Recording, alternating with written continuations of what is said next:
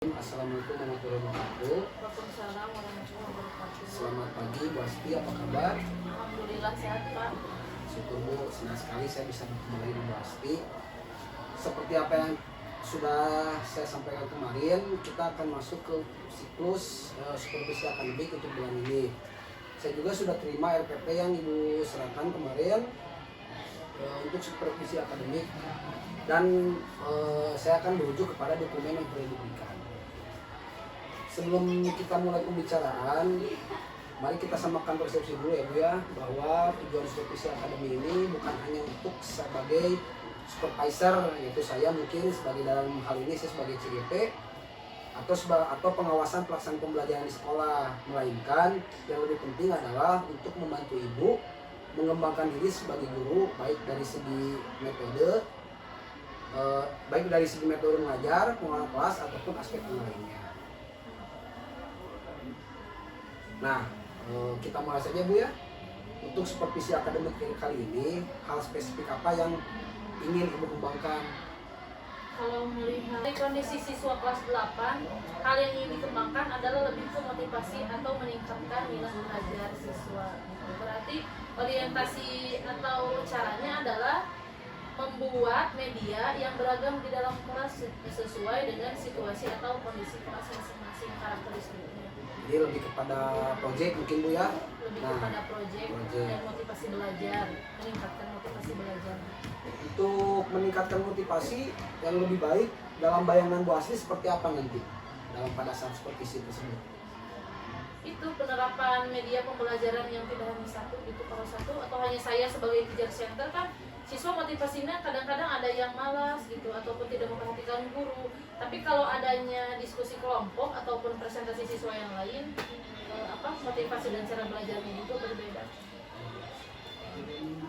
Nah, tadi Ibu kan berarti dari beberapa poin yang ada di RPP, kalau kita hubungkan dengan pembelajaran sosial emosional ya Bu, terhadap tugas kelompok itu, terutama yang akan difokuskan Ibu seperti apa untuk sosial emosional siswa pada saat mereka mengikuti atau misalkan melakukan tugas kelompok tersebut? Yang pertama mungkin kesadaran. Yang kedua berarti menjalin relasi dengan teman-temannya, menghargai dari proyek teman yang lainnya, dan juga kita berani untuk membuat atau mengeluarkan ide terhadap teman yang lainnya gitu Pak. Jadi kesadaran diri ya Bu ya, artinya mengajak mungkin kelompok yang lain atau misalnya dalam satu kelompok bekerja sama untuk yang terutama mungkin kesadaran siswa akan pengerjaan tugas gitu kan, membantu anggota kelompok yang lain. Nah, untuk terkait manajemen diri Bu, manajemen diri dalam penggunaan tugas, Ibu ingin mengajarkan apa kepada mereka? Manajemen diri dalam kelompok tersebut. Pengajaran apa yang akan Ibu berikan terhadap siswa tersebut? Lebih ke keberanian mengambil pilihan Tugas mungkin ya? Ya gitu Pak. Karena pembelajaran kan tidak hanya satu, mungkin ada siswa itu bisa memilih sesuaikan dengan kemampuan masing-masing dan kelompoknya. Kalau yang ini bisa membuat poster, tidak bisa membuat video, jadi tidak usah dipaksakan. Berarti berdiferensiasi mungkin Bu ya. Manajemen diri berarti ini mengambil berdiferensiasi sesuai dengan kebutuhan atau minat siswa. Baik Bu, kalau saya lihat sebetulnya Ibu Asli ini sudah terbayang ya langkah-langkahnya akan seperti apa. Tapi boleh diceritakan Bu untuk besok pengelolaan kelas dalam menerapkan tugas tersebut, pengelolaannya langkah-langkahnya akan seperti apa Bu? Yang pertama itu saya akan menyampaikan dulu materi secara garis besar. Kemudian di sana membentuk kelompok. Kelompok itu nantinya saya meminta keleluasaan kepada siswa saja untuk menentukan anggota kelompoknya. Di situ kan nanti ada hubungan berelasi antar siswa. Ya. Nah, setelah dibuatkan kelompok, diberilah materi tentang proses perumusan dan pengesahan UUD. Nanti di situ ada keleluasaan siswa untuk membuat proyek sesuai kemampuan kelompoknya masing-masing. Setelah itu nanti siswa diminta untuk mempresentasikan hasil kelompoknya di depan kelas. Nanti teman yang lainnya baru menanggapi. Seperti itu. Menarik sekali ya Bu ya, jadi antara kolaborasi mungkin di antara siswa. Visi akademi besok Ibu ingin saya membuat observasi pengelolaan kelas, khususnya mungkin pada awal periode mengajar ya Bu ya, ketika Ibu mengajarkan tentang penerapan sosial emosional serta penugasan mungkin kepada siswa. Baik Bu, untuk observasi ini saya bisa datang ke kelas Ibu di hari apa mungkin Bu? Di hari Jumat Pak, jam pertama boleh. Hari Jumat, berarti besok ya Bu ya, saya akan datang ke kelas Ibu di jam pertama. Mungkin percakapan praobservasi hari ini bisa saya tanggapi dan bisa saya tindak lanjuti besok mungkin Bu pada saat kita observasi di kelas. Terima kasih Bu atas waktunya. Mudah-mudahan kita besok dalam keadaan sehat walafiat dan bisa menerapkan hasil daripada praobservasi ini. Terima kasih Bu Asti. Assalamualaikum warahmatullahi wabarakatuh.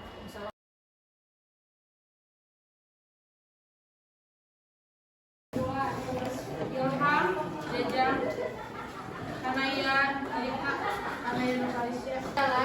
Jadi nanti kalian dapat memahami dan menggambarkan bagaimana proses perumusan sampai dengan pengesahan UUD NRI tahun 1945.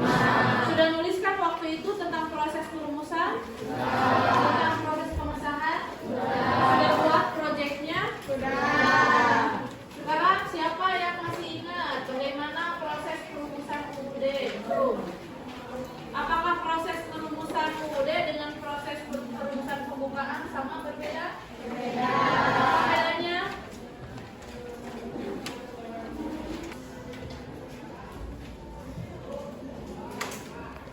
Cung, yang lain Cung, siapa?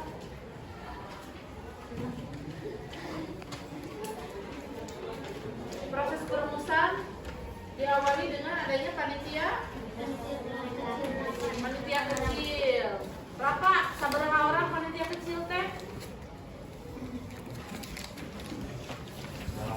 8 orang. Tugasnya apa? Siti? Mana Siti? Mana Siti? Siti udah nulis belum? Nah.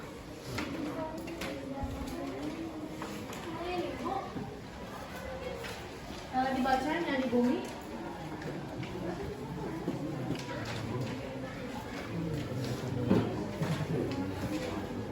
Ayo di rumah kamu masukin buku ke dalam kantong ya pagi-pagi atau malam? Suka dibaca dulu kan? Suruh yang suka dibaca 2 orang sok dibaca heula. Kadang-kadang berarti lupa ya seperti isian gelas botol. Tugasnya apa panitia kecil? Menampung atau mengumpulkan rumusan. Setelah itu kemudian apa lagi? Panitia 9 pada tanggal 22 Juni. Terus tugasnya apa panitia 9?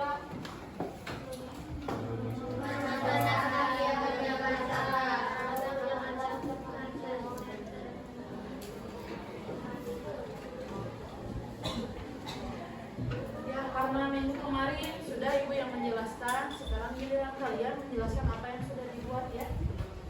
Mau berapa orang? 2 orang? Sebangku ya? Ya. Ya, beli sendiri. Ya. Siapa yang sudah siap? Coba lihat.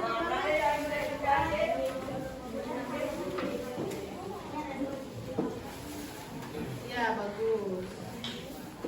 Nah, ini namanya apa? Ini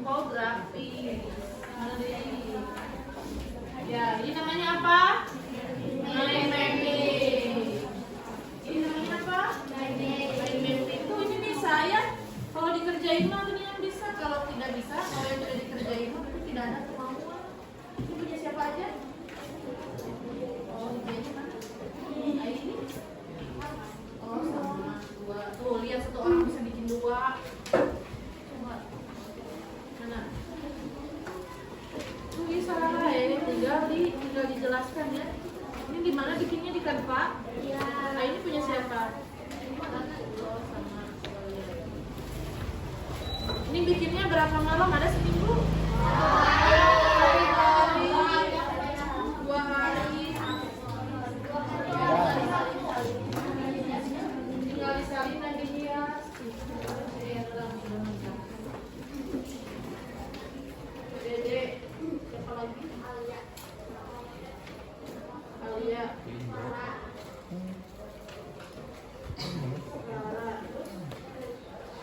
Sheila, dia. Ini Mbak Mas Gio, ini mah digambar, lihat. Ibu udah tidak punya HP kan bisa digambar ya. Kalau ada kemauan mah tuh bagus. Ih, bisa apa juga? Ya, hebat banget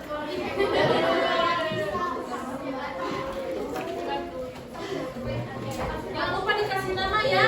Udah dikasih nama dulu di atas juga apa-apa.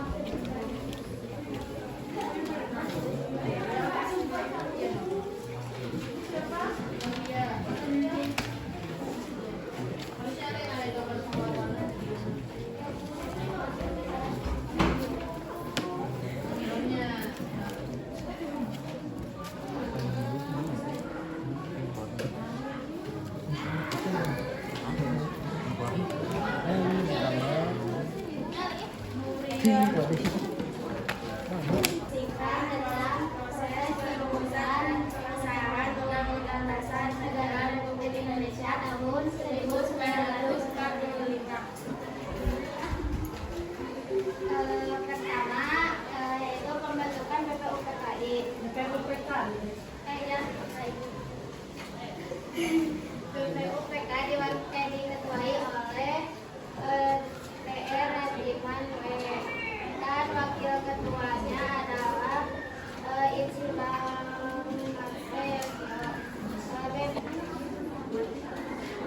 Ini dibentuk oleh pemerintah Jepang sebagai upaya mendapatkan dukungan dari bangsa Indonesia dengan menjanjikan bahwa Jepang akan membantu proses kemerdekaan Indonesia. Tugas dari BPUPK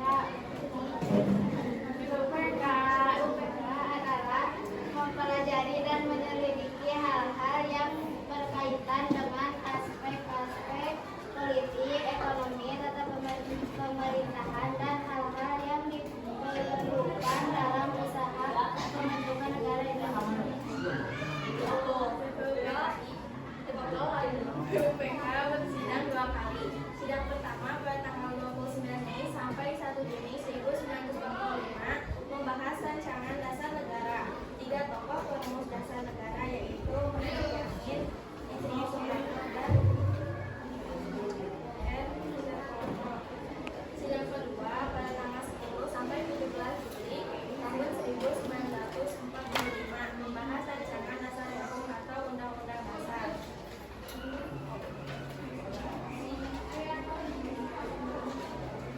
Kesimpulan 1. UUD 1945 dirumuskan oleh BPUPKI dalam sidang tanggal 10 sampai 13 Juli 1945. 2. UUD NRI tanggal 1945 disahkan oleh PPKI pada sidang tanggal 13 Agustus 1945. 3. Pancasila disahkan sebagai dasar negara pada tanggal 15 Agustus 1945. 4. Sistematika UUD NRI tahun 1945 teori dari pembukaan tubuh pasal 2 dan penjelasan. Tadi kan baca, sekarang disimpulkan sendiri. Ya disimpulkan yang sudah diketahui apa jadi proses perumusan Jadi proses perumusan dari itu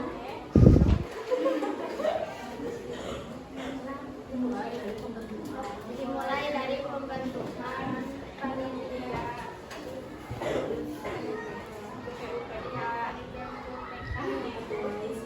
ketuai oleh oleh dua wakil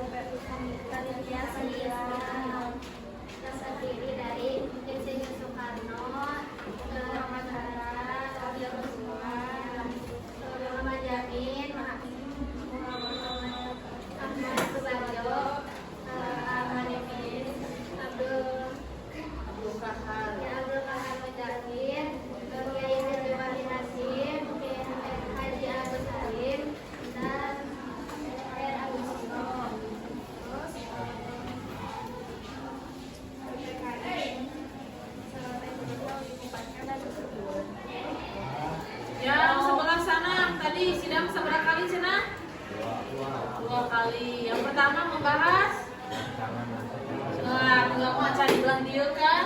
Ya. BPUPK singkatan dari apa? Penyelidikan usaha. Perumusan dan pengesahan undang-undang dasar. Perlu diketahui harus dibedakan mana undang-undang dasar, mana pembukaan undang-undang dasar. Karena prosesnya juga berbeda ya. Ada pertanyaan? Tidak ada. Ini yang dikumpulkan dulu ke Ibu ya. Nanti pas pelajaran minggu depan Ibu bagikan lagi. Yang silakan yang udah dikumpulkan ke Ibu. Udah dikasih nama kah? Sudah.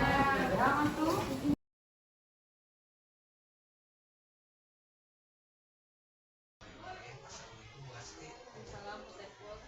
Gimana kabarnya? Alhamdulillah sehat Pak. Alhamdulillah ya, hari ini kita sudah ke tahap pasca observasi, mungkin yang mana kemarin kita sudah melakukan observasi dan observasi di Pak juga sudah.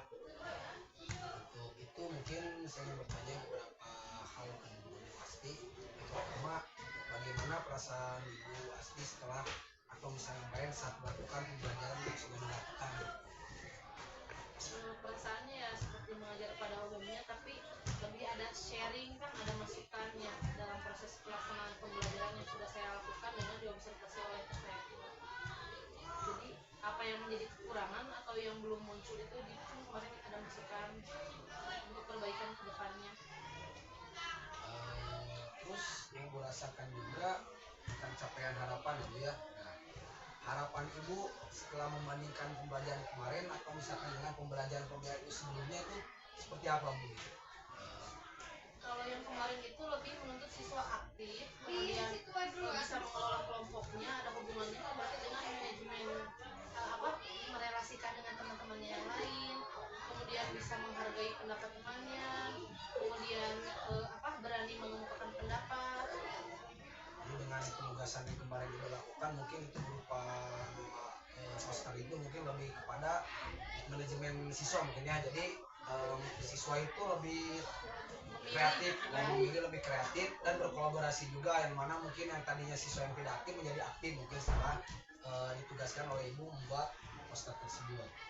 Sangat baik sekali Bu ya itu mungkin.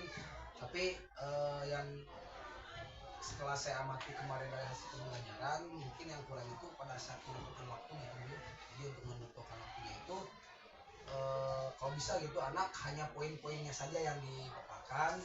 Jadi tidak, kalau misalkan dari poster yang kemarin itu bisa nyampe 2 atau 3 hari, 2 atau misalnya 3, ya bisa 2 pertemuan, nah bisa 2 pertemuan. Jadi lebih singkat lagi, tapi kemarin juga sudah baik, saya lihat alhamdulillah gitu ya. Nah untuk kedepannya Bu, rencana praktik baik apa yang Ibu lakukan untuk kedepannya, rencana praktik baik apa gitu dari proses pembelajaran kemarin kedepannya gitu, selain dari produk itu mungkin selain dari membuat produk, membuat anak jadi aktif.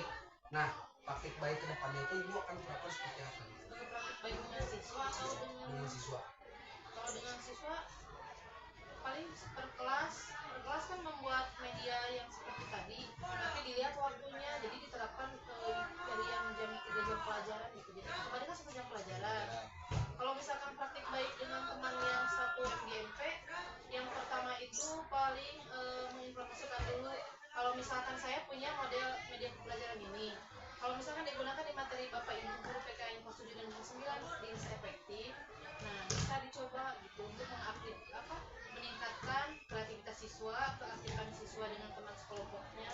Jadi praktik baiknya kalau dengan siswa diterapkan di kelas yang lainnya, kalau dengan guru rekan MGP sharing gitu. Jadi mungkin penentuan ya, metode yang Ibu lakukan sudah berhasil mungkin membuat anak menjadi kreatif, aktif.